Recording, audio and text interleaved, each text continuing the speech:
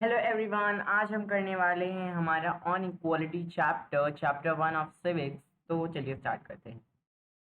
तो सबसे पहले इसमें हम पढ़ेंगे equal right to vote, other kinds of equality, recognising dignity, equality in Indian democracy, issues of equality in Indian democracy and challenge in democracy. क्या पढ़ेंगे? Challenge in democracy at the last. ठीक, चलिए। इसमें हम लोग स्टोरी के medium से पढ़ते हैं, जितना भी पढ़ते हैं। तो स्टोरीज में सबसे पहले स्टोरी आती है, स्टोरी ऑफ कांता। ठीक, ये आपको फर्स्ट पेज पे ही मिल जाएगी आपके बुक के। तो चलिए स्टार्ट करते हैं। इसमें हमको स्टार्टिंग में एक लाइन दे रहती है जिसमें मंजीत कौर, दिन तेजा सिंह, गिरीश राव, फिर कांता देवी, सुजाता कुमारी, इस तरीके की एक लाइन लगी रहती है जो कि आगे कंटिन्यू होती है। अब्दुल रहमान, शबनम बानो, ग्रेसी लेलैंग, आइजक लेलैंग, रुखसाना मिर्जा, योगराज, अशोक जैन। ठीक, तो इस तरीके से एक लाइन रहती है और बताया जाता है कि इलेक्शन का दिन होता है और कांता और उसकी फ्रेंड कौन, सुजाता, वो वेट कर रही होती हैं अपना वोट देने के लिए। तभी कांता बोलती है कि isn't it good Suja that we can all vote as equal citizen of our country, कि हम सब लोग वोट कर सकते हैं जैसे हम लोग एक इक्वल सिटीजन हूँ हमारी कंट्री के, मतलब सब लोग एक बराबर हैं हमारी कंट्री में। ठीक, तो इसमें हामी भरती हैं, सुजाता कहती हैं हाँ बिल्कुल सही बात है। फिर उसके बाद सुजाता कहती है कि जाओ कांता, अब तुम्हारी बारी है इसमें वोट देने की। तो वो कहती है कि मैं तो उसी को वोट दूंगी जो मेरे, जिसने कहा था कि वो मेरे एरिया में पाइप का पानी लाएगा या फिर पाइप वाटर लाएगा हमारे एरिया में। फिर हम देखते हैं कि फिर जो इनके जैन साहेब हैं वो भी खड़े रहते हैं। जैन साहेब कौन है, इसने यहाँ पे बात की थी कि जैन साहेब भी खड़े हैं इस लाइन में। कौन जैन साहेब? जो eight the last Ashok Jain खड़े हैं, ये इनके जैन साहेब होते हैं, मतलब कांता इनके घर पे काम करती हैं। ठीक, तो वो बोलते हैं कि हम तुम्हें कांता बाद में मिलेंगे, तो वो नमस्ते वमस्ते करते हैं, फिर वो लोग चल देते हैं। फिर बाद में पता चलता है कि जो गुड़िया है, कौन गुड़िया है, कांता की बेटी, जिसको बहुत तेज बुखार है और वो उसको शाम को लेके हॉस्पिटल जाएगी। पहले वो क्या, साहेब के घर पे क्या करेगी, झाड़ू पोछा जो काम करती है वो करेगी और फिर थोड़ा एडवांस मांगेगी। अब घर जाती है वो, वोट वोट दे के घर जाती है और फिर वो उसको कुछ देती है पीने के लिए और कहती है ये लो, मैं शाम तक वापस आऊंगी, फिर हॉस्पिटल चलेंगे हम लोग। अब इसमें कोई दो राय नहीं थी, इसमें कोई ताज्जुब वाली बात नहीं थी कि गुड़िया बीमार कैसे थी। अगर हम यहाँ पे देखें तो यहाँ जहाँ गुड़िया रहती है वो बहुत ही ज्यादा गंदा है, बहुत ही ज्यादा डर्टी एरिया है। तो गंदगी की वजह से क्या हुआ, गुड़िया बीमार हुई है। ठीक, एक वजह ये भी हो सकती है कि गंदा पानी पीने की वजह से गुड़िया बीमार हो, और इसलिए यहाँ पे ये कह रही है कि वो पाइप की वाटर की वजह से उसी को वोट देगी जो जिसने पाइप वाटर मांगी थी। ठीक, चलिए। अब आगे क्या होता है, वो गुड़िया अपने साहिब के घर पे पहुंचती है और उनकी मालकिन कहती हैं कि अच्छे से कोनों पे अच्छे से सफाई लगाना। उसके बाद एडवांस देती हैं उसको और कहती हैं कि इसकी आदत मत बना लेना कांता। ठीक, वो कहती है नहीं नहीं मेम साहब, हम आदत वादत नहीं बनाएंगे। ठीक, अब उसके बाद वो अपनी बेटी को लेके पहुंच जाती है कहाँ, गवर्नमेंट हॉस्पिटल। कहाँ? Eight government hospital. ठीक, दूसरा, वो बताती है कि हाँ थोड़ी देर और बेटी। ठीक, अब ये जो गवर्नमेंट हॉस्पिटल है, यहाँ पे हम दो लाइन देख रहे हैं हमारे पूरे चैप्टर में। एक है, एक ये वाली लाइन जो अभी दिख रही है, और एक ये वाली लाइन। ठीक, इन दोनों लाइनों में क्या सिमिलर है क्या अनसिमिलर है, देखिए। यहाँ पे अमीर गरीब है, ठीक, यहाँ पे सिर्फ गरीब गरीब लोग आए हैं क्योंकि ये है गवर्नमेंट हॉस्पिटल और यहाँ होता है फ्री ऑफ कॉस्ट इलाज, इसलिए यहाँ पे क्या लगती हैं, बहुत बड़ी बड़ी लाइनें लगती हैं।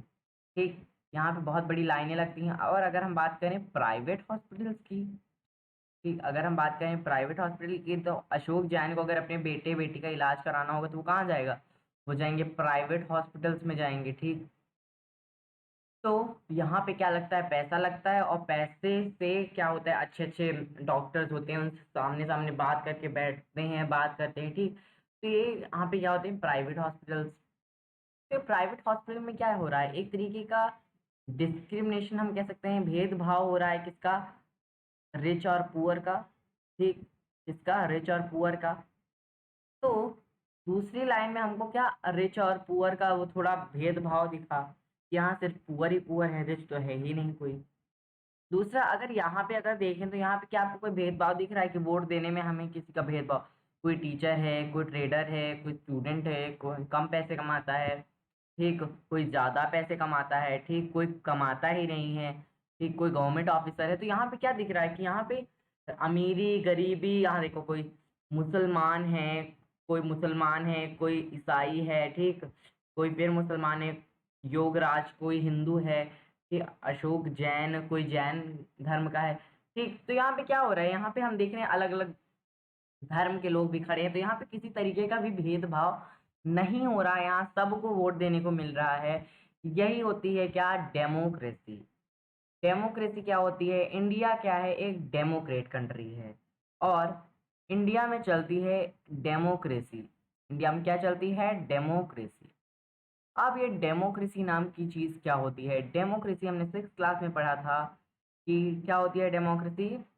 डेमोक्रेसी एक ऐसी सरकार होती है, ऐसी गवर्नमेंट होती है जिसमें, इन विच, जो रूलर होंगे, रूलर कौन, रूलर जो हमारे सीएम, हमारे जो पीएम होते हैं, ये जो हमारे रूलर होते हैं जिनके पास ज़्यादा पावर होती है, ठीक, जो मिनिस्टर्स होते हैं, इनको कौन इलेक्ट करेगा, in which rulers are elected by people, in which rulers are elected by people, जिनको हम लोग चुनते हैं, पीपल कौन, हम जनता चुनती है, उन्हीं को क्या बोल दिया जाता है, क्या बोल दिया जाता है, सॉरी, उस सरकार को क्या बोल दिया जाता है, उस सरकार को डेमोक्रेसी बोल दिया जाता है। अब एक और तरीके की सरकार होती है मोनार्की, जिसके बारे में हम सब लोग जानते हैं, ठीक। मोनार्की में क्या होता है, मोनार्की में पहले राजा होता है, ठीक, अब राजा के बाद कौन गद्दी पे बैठेगा, राजा का बेटा, फिर बेटे का बेटा, ठीक। तो यहाँ क्या चल रहा है, किसी और को मौका ही नहीं मिल रहा है। पर डेमोक्रेसी क्या है, डेमोक्रेसी में क्या होता है, मान लो पहले साल कौन जीता, एक्स एक्स पार्टी जीती। अब ये पार्टी जीतती भी कैसे हैं, जिनको हम लोग जिताते हैं, मान लो X X party, X Y party, Y Y party, ठीक। इस तरीके के से 3 पार्टी थी, कौन सी 3 पार्टी, पहली पार्टी, दूसरी पार्टी, तीसरी पार्टी, ठीक। मान लो पहली बार हमने इसको 90 वोट दिए, इसको दिए हमने 60 वोट, इसको हमने 25 वोट दिए, तो कौन जीतेगा, इसको हमने दिए वोट तो ये जीत जाएगी, ठीक। उसके बाद हमने क्या किया, अगले साल एक्स एक्स पार्टी इस साल तो क्या बन जाएगी, इस साल मान लो उसने हमको जैसा बोला था वैसा काम नहीं करा यार, तो अगले साल क्या होगा, अगले साल जब फिर इलेक्शन होंगे तो हम क्या करेंगे, हम एक्स वाई पार्टी को ज़्यादा वोट देंगे, और अगले साल कौन बन जाएगा, एक्स वाई पार्टी बन जाएगी, ठीक। क्या बन जाएगी, रूलर बन जाएगी। क्या यहाँ पे कुछ दिखा कि एक्स एक्स पार्टी का कोई बेटा, या फिर उसने किसी को बोला तो वो गद्दी पे बैठ गया, ऐसा कुछ नहीं होता, या फिर वो पीएम बन गया, वो सीएम बन गया, ऐसा कुछ नहीं होता है, ठीक। ठीक, तो डेमोक्रेसी में वही बनता है रूलर, वही राजा बनता है जो जिसको हम चुनते हैं, जो हमारी बात मानेगा वही राजा बनेगा, ठीक। अब डेमोक्रेसी में सबसे सिंपल वाला फंडा है कि डेमोक्रेसी अगर है, कि अगर डेमोक्रेसी है तो सबको बराबरी है, सबको बराबर का हक मिलेगा, तो डेमोक्रेसी है तो इक्वालिटी है, ठीक, ठीक। अब किसमें बराबरी, बराबरी बहुत सारी चीजों में, सबसे पहले कि वोट देने का अधिकार सबको मिलेगा, सबसे पहले क्या, वोट देने का अधिकार सबको मिलेगा।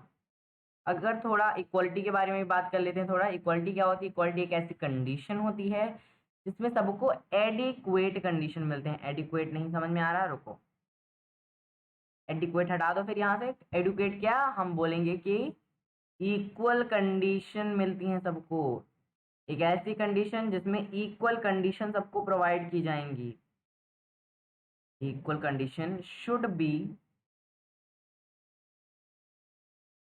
Provided to all, should be given to all. मतलब क्लास में थे 25 बच्चे, ठीक, क्लास में थे 25 बच्चे, 10 बच्चों की मैम बहुत अच्छे से, मतलब मैम के फेवरेट थे 10 बच्चे, ठीक। और बाकी जो रेस्ट ऑफ द क्लास थी, या फिर बोलें कि 15 जो 15 बच्चे बचे, वो क्लास के एवरेज बच्चे थे, ऐसे बच्चे थे। ठीक, उनको मैम पसंद नहीं करती थी, या कहो कि ठीक ही ठाक थे, पर ये क्या थे, ये मैम के खास थे। ठीक, जो मैम के खास थे, मैम उनको पर्सनल अटेंशन देती थी, उनको अच्छे से अटेंशन देती थी। पर जो खास नहीं थे, मान लो ये हैं खास वाले, ये हैं नॉन खास आदमी, लोग खास नहीं हैं। ठीक, तो मैम इनको क्या करेंगी, इनको ज़्यादा प्रोवाइड करेंगी, वो अटेंशन, इनको कम अटेंशन प्रोवाइड करेंगी। ठीक, एक दिन क्या हुआ, ट्रिप पे जाना हुआ, तो ट्रिप पे क्या करेंगी मैम, मान लो ट्रिप पे सिर्फ 10 बच्चों को ले जाएंगी और इन 15 बच्चों को छोड़ देंगी। ठीक, यहाँ पे क्या देखा जा रहा है, यहाँ पे इनइक्वालिटी देखी जा रही है। मतलब यहाँ पे सबको बराबरी थोड़ी ना मिल रही है। ठीक, यहाँ पे कहाँ बराबरी मिल रही है, बराबरी नहीं मिल रही है। बराबरी का मौका किसी को मिला, मान लो प्रिंसिपल के यहाँ से कुछ मिला, प्रिंसिपल के यहाँ से कुछ सामान आया था, कुछ आइटम आया था प्रिंसिपल मैम के यहाँ से, और उसको देना था सभी बच्चों को, और सबको एक एक देना था।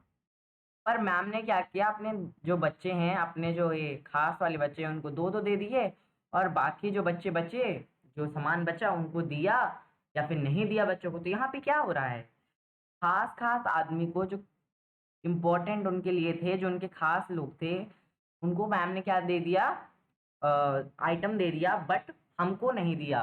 कि जो रेस्ट ऑफ द क्लास थी उसको नहीं मिला।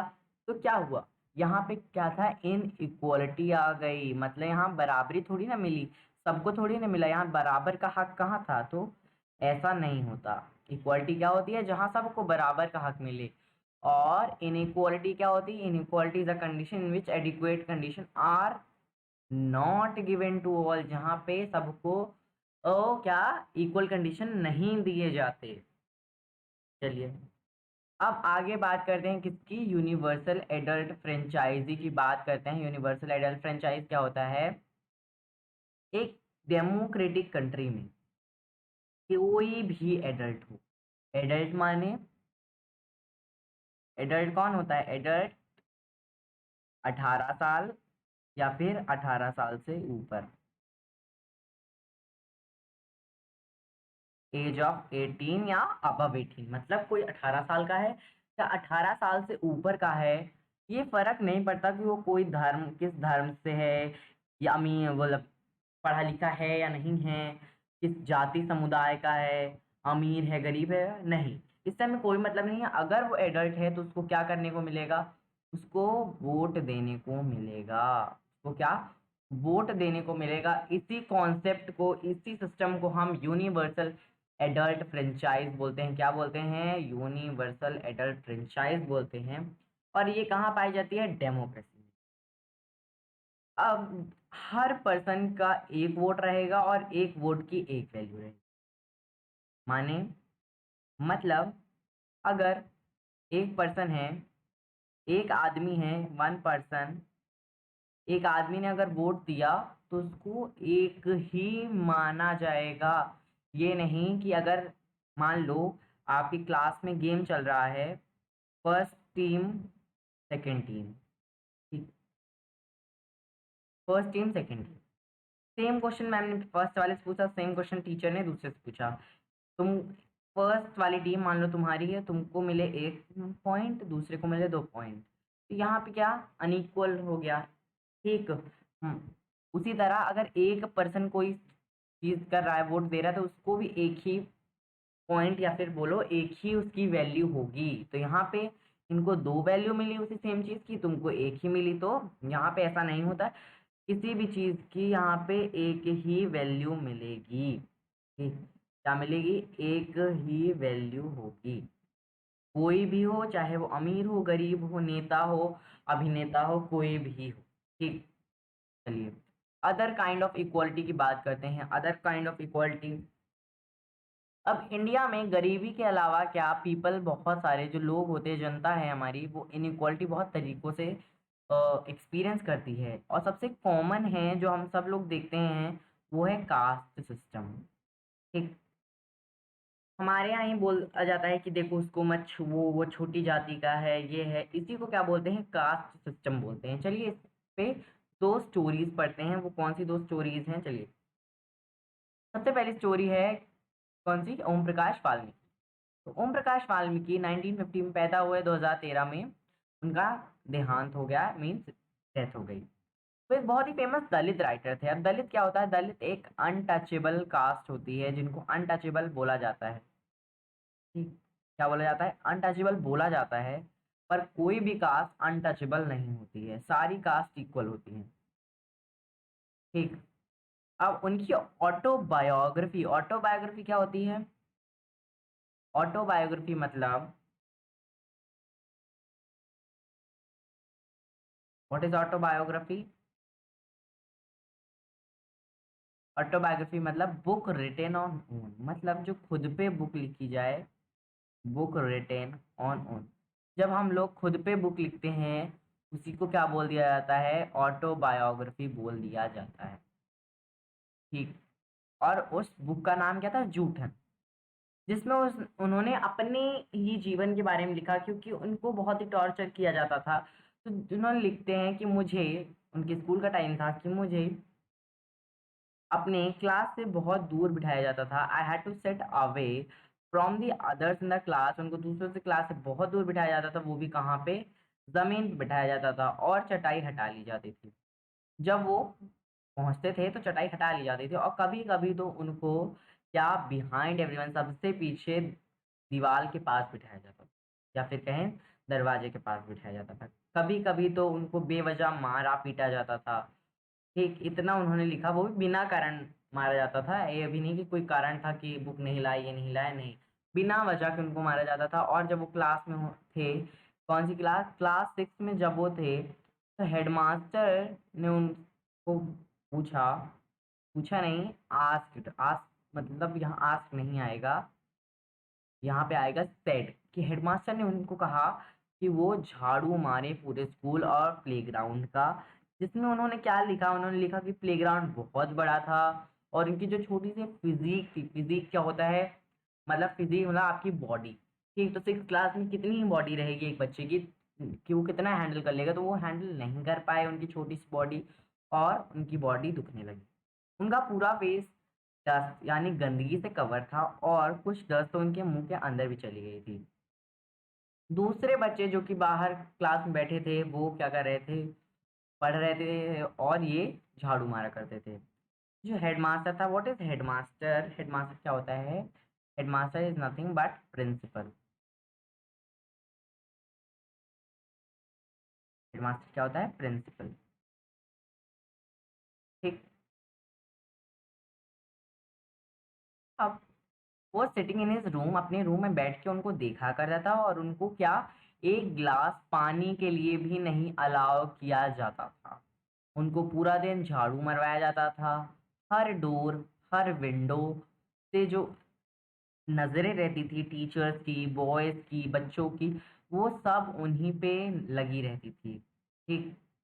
अब ओम प्रकाश को ये जो झाड़ू मारने वाला था, ये कुछ दिन तक करवाया गया, और ये कब रुका, ये तब रुका जब उनके फादर, उनके पिताजी वहाँ से गुज़र रहे थे, और अपने बेटे को उन्होंने झाड़ू मारता हुआ देखा। तो वो टीचर्स के पास गए, उनसे पूछा क्या ये सब चल रहा है। ठीक, उनको उनसे थोड़ा मतलब बहस हुई, कन्फ्रंटेड मतलब उनके सामने गए और बातचीत करी, और फिर उसका हाथ पकड़ के ओम प्रकाश का वहाँ से ले गए, और ज़ोर से चिल्ला के बोले कि आप एक टीचर हो, इसलिए मैं अभी यहाँ से जा रहा हूँ, पर याद रखिएगा कि ये अकेला नहीं है, ये तो अभी पढ़ ही रहा है स्कूल में, और ये तो इतना ही नहीं, इसके बाद और भी लोग आएँगे यहाँ पे, क्या, मोर कमिंग आफ्टर हिम, मोर कमिंग आफ्टर हिम, इसके बाद और भी लोग आएँगे।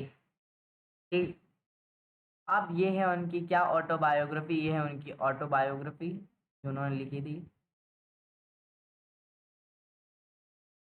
ठीक। चलिए,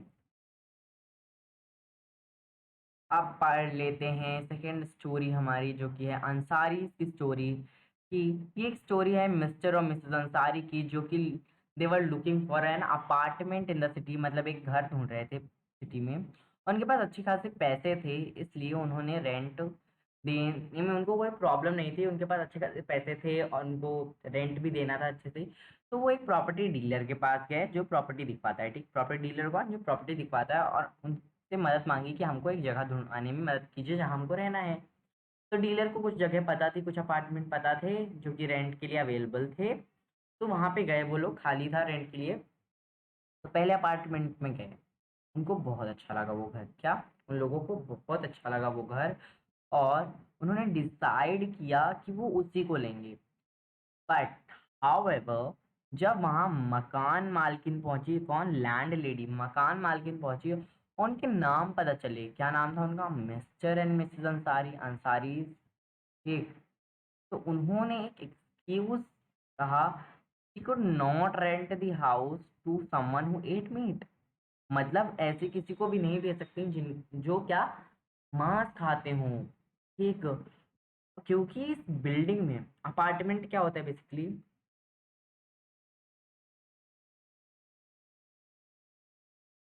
अपार्टमेंट क्या होता है, मान लीजिए कोई बिल्डिंग है एक, इसमें छोटे छोटे क्या होते हैं, जो कमरे होते हैं ऐसे ऐसे करके पूरी बिल्डिंग में। तो इसी के एक को क्या बोल दिया जाता है, अपार्टमेंट बोल दिया जाता है। तो एक को अपार्टमेंट बोल दिया जाता है, ठीक। और जब पूरी बिल उनको पता चला, कह रही थी कि वो लैंड लेडी जो मकान मालकिन थी, वो कह रही थी मैं ऐसे किसी को घर नहीं दे सकती जो मीट खाता हो, क्योंकि पूरी बिल्डिंग में कोई भी नॉन वेज रेसिडेंट नहीं है, मतलब कोई भी नॉन वेज खाने वाला नहीं रहता। और अंसारी को और प्रॉपर्टी डीलर को ये बात इतनी शॉकिंग लगी, इतनी सरप्राइज हो गए। क्यों सरप्राइज हो गए, क्योंकि because they could smell fish being cooked in the neighbours house. मतलब अभी अभी उनको स्मेल आई थी, किसकी, मस्त स्मेल आ रही थी फिश की, बगल वाले हाउस से कुक होने की। पर जब ये हुआ तो और भी घरों में गए, तो और यही सेम सेम कट कॉपी करके, सेम एक्सक्यूज, सेम बहाना चिपका दिया गया वहां पे भी, सेकंड में, थर्ड में, ये बाकी अपार्टमेंट में भी सेम चीज बोल दी गई। आखिरकार प्रॉपर्टी डीलर ने बोला कि आप अपना नाम बदल के मिस्टर और मिसेस कुमार कर लीजिए, ठीक। अंसारीज वर रिलक्टेंट, व्हाट इज रिलक्टेंट, मतलब उनका मन नहीं था ये सब करने का, रिलक्टेंट, बिल्कुल मन नहीं था उनको ये सब करने का। और उन्होंने कहा कि अभी हम और देखते हैं, अगर ज़्यादा हुआ तो कुछ करेंगे, ठीक। तो उनको 1 महीना लगा, whole month of looking at apartment, मतलब उनको पूरा 1 महीना लगा क्या, अपार्टमेंट ढूंढते ढूंढते। और फिर एक लैंड लेडी मतलब जो मकान मालकिन थी वो मिली, कि जिनको असल में अपना घर देना था, ठीक, उनको बहाना नहीं मारना था।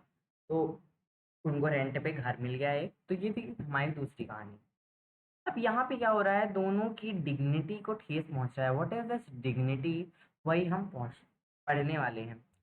जब एक आदमी को गंदी तरीके से, गलत तरीके से ट्रीट किया जाता है, तो उसकी डिग्निटी, उसका आत्मसम्मान ठेस पे पहुंचता है, ठीक, उसका आत्मसम्मान ठेस पहुंचता है। और यही हुआ था हमारे ओम प्रकाश और अंसारी के साथ। उनको ऐसा ट्रीट नहीं किया जाना चाहिए था जैसे किया जा रहा था, ठीक। यही होती है डिग्निटी, डिग्निटी मतलब आत्मसम्मान, एक तरीके से अगर हम बोल सकते हैं, ठीक।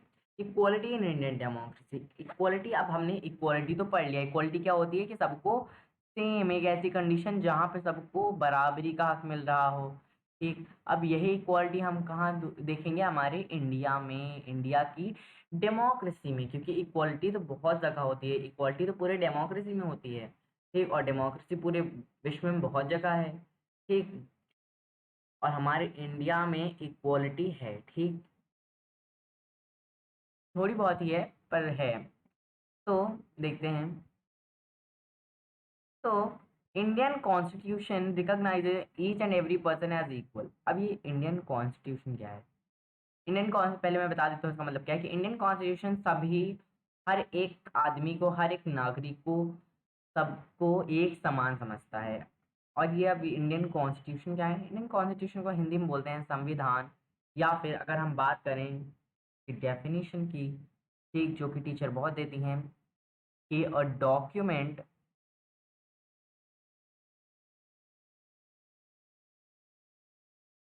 दैट हाउ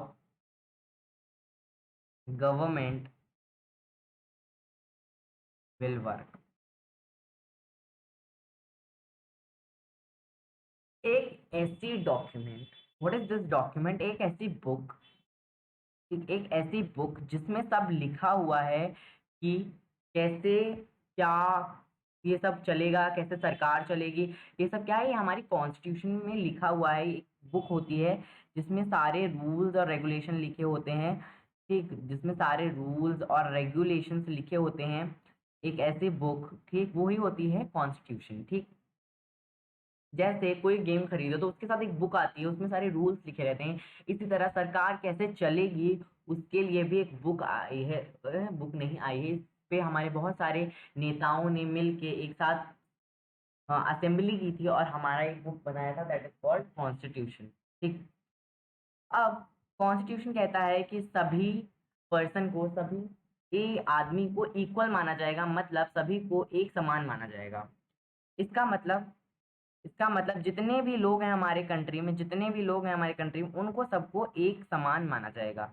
और इसी के लिए हमारी कॉन्स्टिट्यूशन ने चार या फिर कुछ रूल्स बनाए हैं जो सभी को मानने पड़ते हैं। पहला रूल है equal before the law. Equal before the law मतलब जितने भी नागरिक हैं, जितने भी पुरुष महिला बच्चे हैं, सब क्या हैं, लॉ के सामने क्या है, इक्वल है। ठीक, मान लो कोई केस हो गया, ठीक, तो ये देख के नहीं जज किया जाएगा कि आप अमीर हो, गरीब हो, या फिर आप फार्मर हो, बिजनेसमैन हो, अंबानी के बेटे हो, कि गरीब घर से हो, ये सब नहीं देखा जाएगा। ठीक, आप सब क्या हो, लॉ, लॉ कानून के सामने क्या हो, इक्वल हो।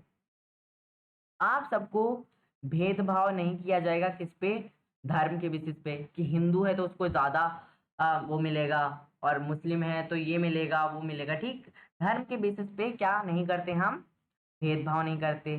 समुदाय, कास्ट, जाति के धर्म पे नहीं करते, जाति पे नहीं करते, कि वो दलित का है तो उसको बाहर बिठाओ क्लास के, उसको छुओ ही मत। ठीक, तो ये सब नहीं बोलती है हमारी कॉन्स्टिट्यूशन, ये बोलती है कि ये सब नहीं होने चाहिए। और कलर के बेसिस पे, व्हाट इज क्रीड, क्रीड माने कलर के बेसिस पे बोलती है कि कलर के बेसिस पे क्या नहीं होगा, भेदभाव नहीं होना चाहिए।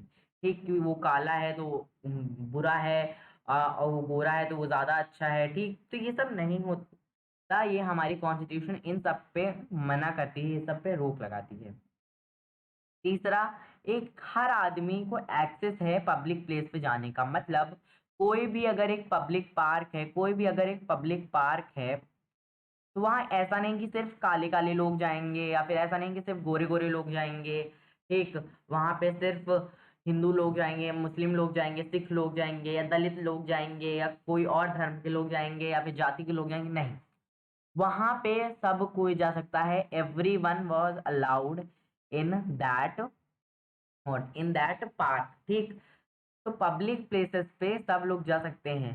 ठीक, चौथा है untouchability has been abolished. Untouchability क्या होती है, अनटचेबिलिटी क्या होती है,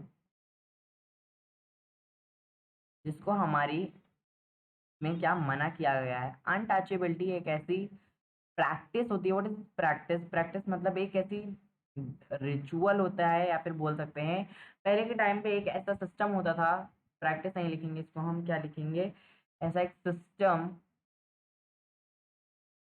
इन विच lower caste lower castes are not touched, या फिर हम सिंपल भाषा में बोलें तो एक ऐसी प्रथा, एक ऐसा सिस्टम चला दिया था लोगों ने कि जो छोटी जाति होगी, जो छोटे कास्ट होंगे, उनको नहीं छुआ जाएगा, वरना आप क्या हो जाओगे, अपवित्र हो जाओगे, वरना आप अपवित्र हो जाओगे, या फिर आप होली नहीं कहलाओगे। ठीक, आपको जाके नहाना पड़ेगा, ये वो करना होगा। ठीक, तो इसको खासकर हमारी कॉन्स्टिट्यूशन ने हटा दिया है, अबॉलिश कर दिया है, मतलब इसको जड़ से एकदम खत्म कर दिया है। अब दो तरीके से हमारी गवर्नमेंट क्या हमें गारंटी देती है कि हमारे यहाँ इक्वालिटी है, जो कि कॉन्स्टिट्यूशन में भी लिखा हुआ है। पहली है लॉ बना के, ठीक, वो लॉ हमने पढ़ ही लिए हैं यहाँ पे, कौन से वो लॉ हैं, ये हैं वो लॉ या फिर कुछ नियम। ठीक, वो लॉ हमने पढ़ लिया। और दूसरा है कि नए नए अच्छे अच्छे प्रोग्राम चलवा के, ठीक, जो कि हमारी डिसएडवांटेज कम्युनिटी जो समुदायों को, जो जातियों को अच्छे से नहीं बिहेव किया जाता, जो अच्छे से नहीं पे गंदा सा टॉर्चर करते हैं, तो उनके लिए गवर्नमेंट बहुत अच्छे अच्छे प्रोग्राम चलवाती है, जिसका नाम है, और पहली कौन ऐसी सेम तरीके की एक प्रोग्राम है जिसका नाम है मिड डे मील स्कीम। ये सब लोगों ने सुना होगा। मिड डे मील क्या होता है? मिड डे मील चलता है कहाँ पे? गवर्नमेंट स्कूल में। कहाँ चलता है? गवर्नमेंट स्कूल में। इसमें क्या होता है, जो बच्चे होते हैं उनको क्या पका पकाया खाना मिलता है। ठीक, उनको खुद का टिफिन नहीं लाना पड़ता या घर से खाना खा के नहीं आना पड़ता, उनको स्कूल में ही खाना बनेगा और स्कूल में ही खाना मिलेगा स्कूल की तरफ से, और हर रोज मिलेगा। ठीक, ये कौन सी स्कीम होती है? Mid day meal scheme. तो एक ऐसा स्टेप जो कि गवर्नमेंट ने उठाया था ताकि वो एलिमेंट्री स्कूल को क्या कर सके, बता सके कि आप बच्चों को कुक्ड लंच प्रोवाइड करें, क्या करें, पका हुआ खाना प्रोवाइड करें। और ये सबसे पहले किसने किया था? ये हमारे तमिलनाडु ने सबसे पहले लागू किया था इस सेम स्कीम को। और फिर 2001 में सुप्रीम कोर्ट ने सभी गवर्नमेंट स्कूल को बोल दिया था कि ये आप 6 मंथ के अंदर, 6 महीनों के अंदर अंदर पूरे सारे गवर्नमेंट स्कूल में लागू हो जाना चाहिए। क्या? Mid day meal scheme. ठीक। अब इस प्रोग्राम के बहुत सारे अच्छे अच्छे इफेक्ट्स आए, बहुत अच्छे अच्छे से क्या फायदे मिले हमें। पहली बात तो गरीब बच्चे जो थे वो जल्दी जल्दी क्या करने लगे, एडमिशन होने लगे अच्छे अच्छे। ठीक, और रोज स्कूल आते थे, किसके? खाने के चक्कर में। दूसरा, इसने कास्ट प्रिजुडाइसिस, प्रिजुडाइसिस क्या होते हैं? किसी को देख के उसके मन में दुर्भावना पैदा करना। ठीक, कि वो ऐसा होगा, वो ऐसा होगा। ठीक, ये कास्ट प्रिजुडाइसिस है, इनको कम हो गया क्योंकि बच्चे जब साथ में मिलके खाते थे तो ये सब कम हो जाता था। आपस में बात करोगे, मिलोगे जुलोगे तो ये क्या कम हो जाता है। जब खाते बैठते हैं तो आपस में बात करते हैं ना, तो इससे क्या ये सब कास्ट प्रेजुडिस कम हो गया। कुछ जगह में तो हमको देखा गया कि जो दलित औरतें थी वही खाना बना के परोसती थी, तो इससे क्या हो गया, एक ये कास्ट वाला सिस्टम भी खत्म हो रहा था। ठीक, तो इससे बहुत अच्छे अच्छे फायदे आए। और इस मिड डे मील प्रोग्राम ने बच्चों की क्या भूख भी कम कर दी। जो गरीब बच्चे हुआ करते थे और स्कूल में अपनी पढ़ाई नहीं अच्छे से कंसंट्रेट कर पाते थे क्योंकि उनके बेचारों के पेट बहुत ज़्यादा खाली रहा करते थे, तो जब उनको खाना मिल जाएगा तो वो अच्छे से पढ़ाई करेंगे और फिर हमारे देश का नाम रोशन करेंगे। ठीक।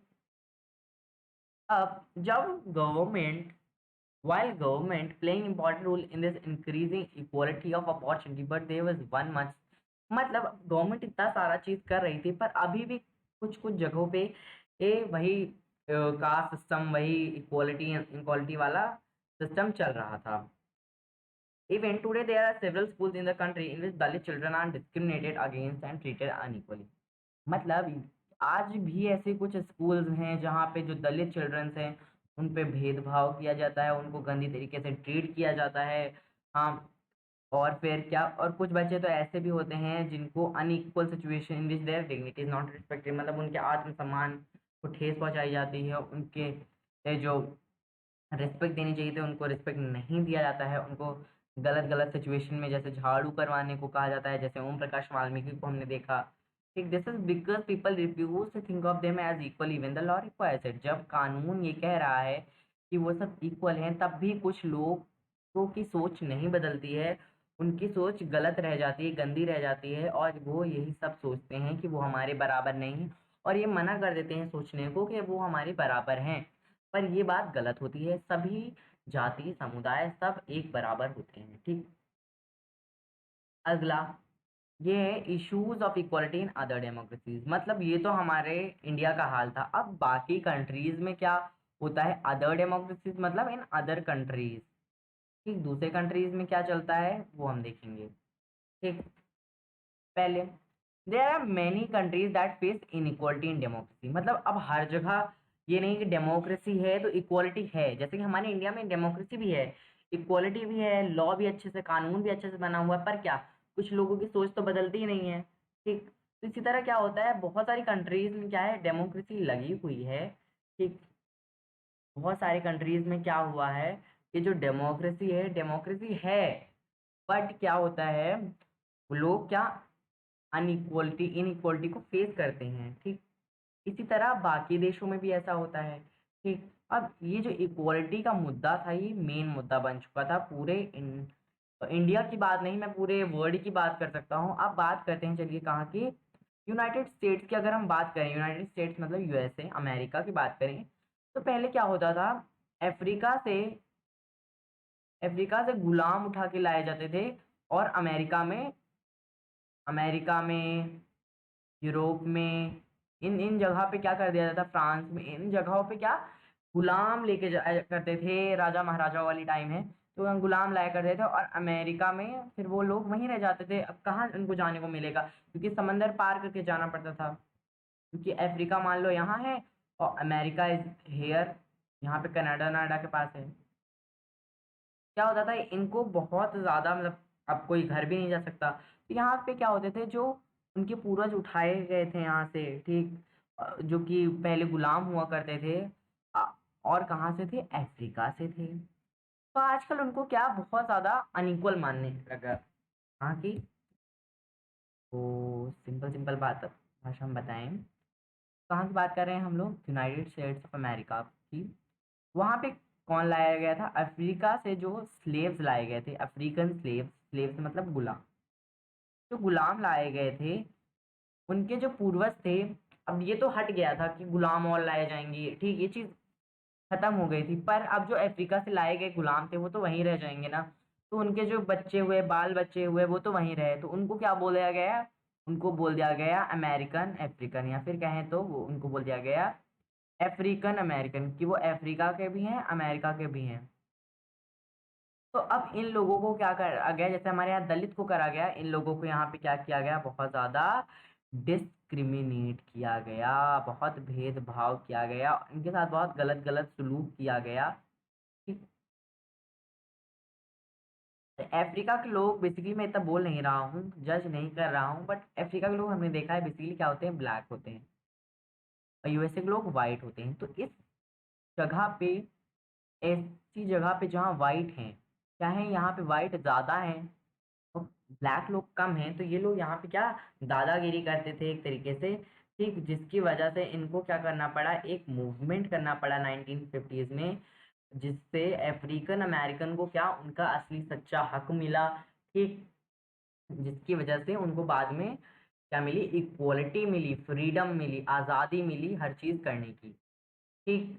तो ये थी क्या, यूएसए की कहानी, ठीक। और मैं एक एग्जाम्पल भी बताता हूँ कि अगर जैसे कैसे उनमें इनइक्वालिटी फेस करी जाती थी, जैसे कि एट द शाम को अगर कोई आ रहा हो, शाम को अगर कोई आ रहा हो और कोई बस से, और कोई वाइट वहाँ पे मान लो, कोई बस से आ रहा हो और कोई black is sitting on a seat, अगर कोई सीट पे बैठा हो ब्लैक वाला, तो और वाइट अगर उससे आके कहे कि हट जाओ सीट से, तो उसको हटना पड़ता था, क्यों, क्योंकि वाइट वहां पे ऐसा रूल बनाया करते थे कि वाइट अगर कोई है और आपसे बस में बोल दे कि आप ब्लैक को हटना पड़ेगा, तो उसको हटना पड़ता है, ठीक। इस तरीके से उनसे गलत गलत चीजें करवाई जाती थी, इनइक्वल सिचुएशन में उनको डाला जाता था।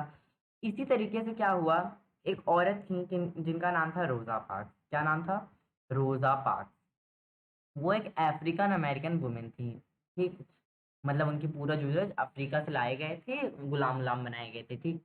अब पूरे दिन की थकान से अब उसने अपनी सीट देने को मना कर दी, अभी मैंने बताया था बस में होता है, ठीक, तो उसने एक वाइट मैन को अपनी बस देने, मतलब सीट देने में मना कर दिया, कब की बात है, ये है 1 दिसंबर 1955 की बात, ठीक। और उसके इस मना करने से उस दिन एक बहुत बड़ा एजिटेशन, एजिटेशन मतलब आंदोलन शुरू हो गया, और बहुत ही गलत तरीके से वो आंदोलन शुरू किया गया, जिसमें अफ्रीकन अमेरिकन को गंदी तरीके से ट्रीट किया जाता था। फिर अफ्रीकन अमेरिकन ने एक मूवमेंट उठाया, जिसको बोला जाता है सिविल राइट मूवमेंट, जिसको बोला जाता है सिविल राइट मूवमेंट, और सिविल राइट एक्ट बनवाया, जिसके चलते हम किसी को भी उसके रेस मतलब उसके कलर, उसके धर्म, या फिर वो किस जगह से बिलोंग करता है, अफ्रीका से हो, अमेरिका से हो, कनाडा से हो, ये मायने नहीं रखता, ठीक, उसको हम भेदभाव नहीं करेंगे,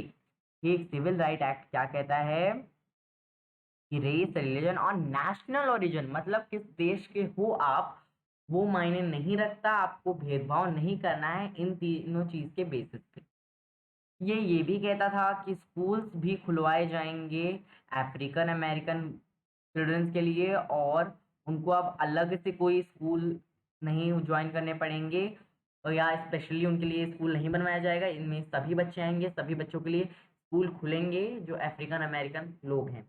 ठीक, और ज़्यादातर अफ्रीकन अमेरिकन लोग क्या करते थे, पैसे नहीं थे उनके पास, ठीक, अफोर्ड नहीं कर पाते थे। Government can only afford to attend government school, मतलब वो बेचारे उनके पास पैसे नहीं थे, तो सिर्फ गवर्नमेंट स्कूल में जा पाते थे। और वहाँ पे थोड़ी कम फैसिलिटीज़ होती थी और पुअरली क्वालिफाइड टीचर्स होते थे, अगर हम कंपेयर करें वाइट स्टूडेंट को। ठीक, अब जो कि प्राइवेट स्कूल में जाते, तो अब उनके लिए भी अच्छे अच्छे जगह बन गई, और अब वो क्या करने लगे, सेम स्कूल में जाने लगे जहाँ वाइट जाते थे। ठीक, क्या क्या हुआ सिविल राइट एक्ट में, इसकी बात कर रहे हैं, सिविल राइट एक्ट की। सिविल राइट एक्ट में क्या क्या हुआ, पहले तो डिस्क्रिमिनेशन बैन हुआ। Discrimination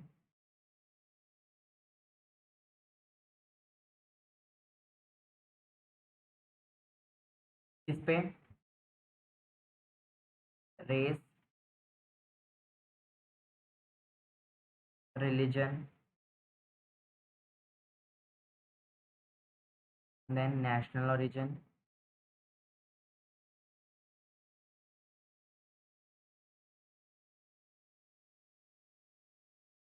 then schools were set up,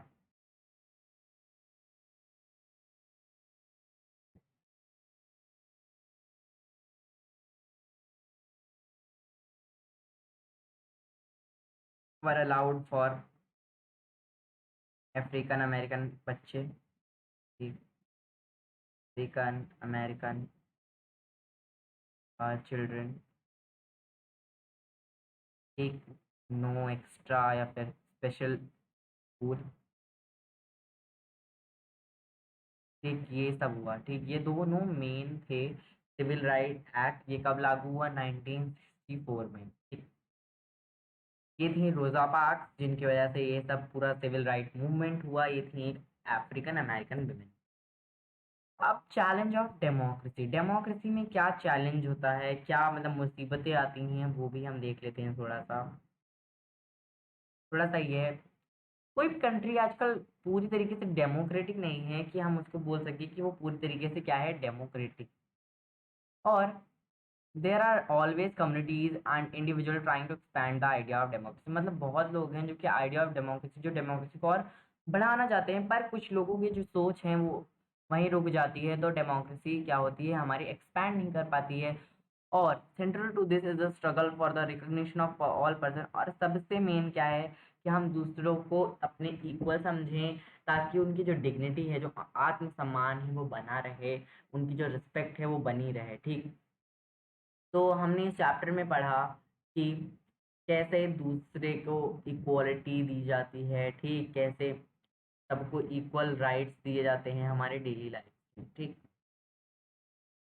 आप ग्लॉसरी पढ़ लेते हैं, at the end of the book आपको मिल जाएगा, ये बुक मतलब नहीं, चैप्टर के एंड में आपको मिलेगा। तो इसमें क्या होता है, सबका मीनिंग दिया रहता है। एक और यूनिवर्सल एडल्ट फ्रेंचाइज के बारे में थोड़ा सा क्विक पढ़ लेते हैं कि एक बहुत ही इंपॉर्टेंट एस्पेक्ट है हमारी डेमोक्रेटिक सोसाइटी का। मतलब इसमें एडल्ट सिटीजन को वोट देने का अधिकार होता है, उनके सोशल इकोनॉमिक बैकग्राउंड को परे रखकर या हटाकर हमको क्या सिर्फ एडल्ट सिटीजन देखना है। ये नहीं देखना कि वो कौन से बैकग्राउंड का है, गरीब है अमीर है, ये सब नहीं देखना। अगला डिग्निटी, डिग्निटी जिन लोगों को नहीं समझ आया वो इधर देख लो कि just refers to the thinking of oneself and other person as worthy of respect, मतलब ये एक सोच होती है एक लोग की कि आप दूसरे को एक आदमी की या दूसरे आदमी की वो सोच होती है कि दूसरे आदमी की रिस्पेक्ट के लायक हैं कि नहीं।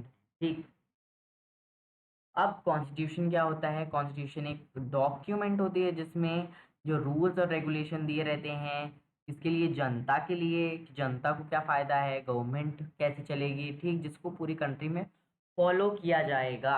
ठीक, एक डॉक्यूमेंट, एक किताब बोल सकते हैं जिसमें बेसिक रूल्स और रेगुलेशन लिखे हैं, जिसमें गवर्नमेंट कैसे चलती है ये सब लिखा हुआ है। सिविल राइट मूवमेंट एक मूवमेंट जो कि यूएसए में हुआ था लेट 1950s में, जिसमें अफ्रीकन अमेरिकन पीपल ने डिमांड किए थे बराबर हक के लिए, और इसने एक रेशियल डिस्क्रिमिनेशन, मतलब रेशियल मतलब क्या हुआ, कलर, जो कि हुआ कि ब्लैक वाइट वाले मामले पे क्या कर दिया, बैन लगा दिया, या फिर ये बंद हो गया, बैन। ठीक, and and to racial discrimination. ठीक, तो दैट्स ऑल, यही था हमारा chapter. I hope you like it, so please like and subscribe my channel.